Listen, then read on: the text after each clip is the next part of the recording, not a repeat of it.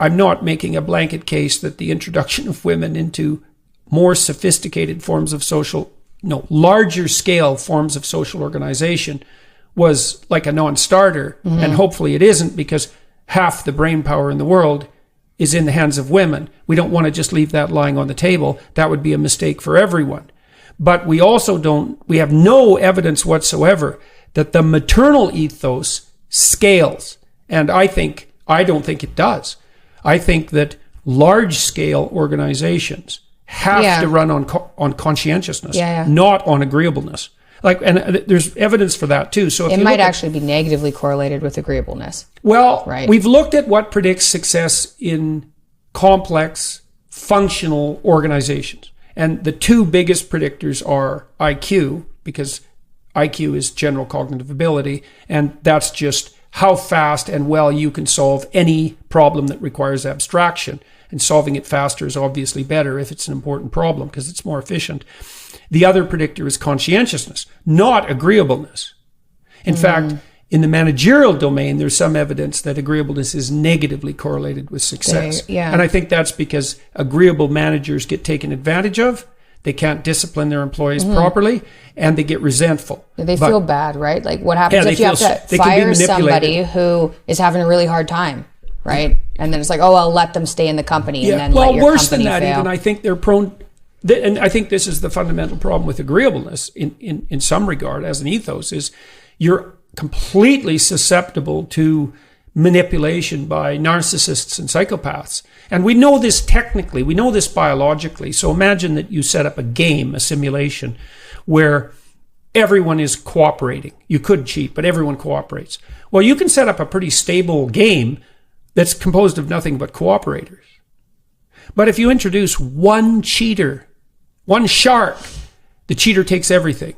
And so this is a chronic problem for societies. It's like, as soon as you set up cooperation as the norm, the desirable norm, the iterable norm, the sustainable norm, the productive norm, that means those who mimic cooperation, so narcissists, Machiavellians, psychopaths who pretend to be cooperative and competent, can steal.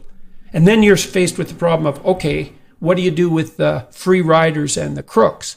And the answer is, well, you change society so that they're not victimized. It's like, you are naive beyond belief. It's like, I think it was the mayor of Seattle when Antifa established its, zone of utopia downtown. It's like, well, it'll be just like the summer of love, which, by the way, ended very badly.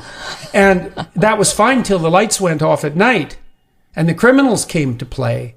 And you think, well, they're just victims of an oppressive social organization. It's like, that'll be a real good thing to tell them when they break into your house. And so that sort of naivety, which is an outgrowth of a kind of immature agreeableness, is seriously not helpful when it comes to solving complex social problems.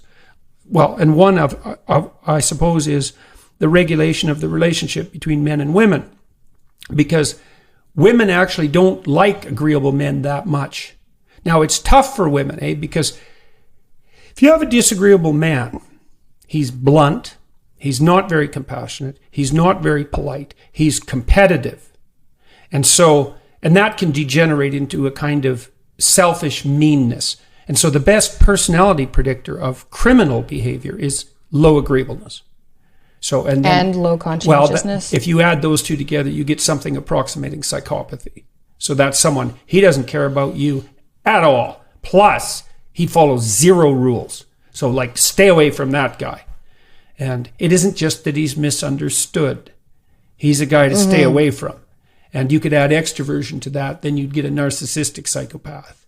And then maybe you could add emotional stability to that, and then you'd get a fearless, narcissistic, self-centered psychopath. And then you have, that's a movie psychopath, right? Yeah. But if you up the conscientiousness, then you get a CEO. Well, right? Or a surgeon. That's okay.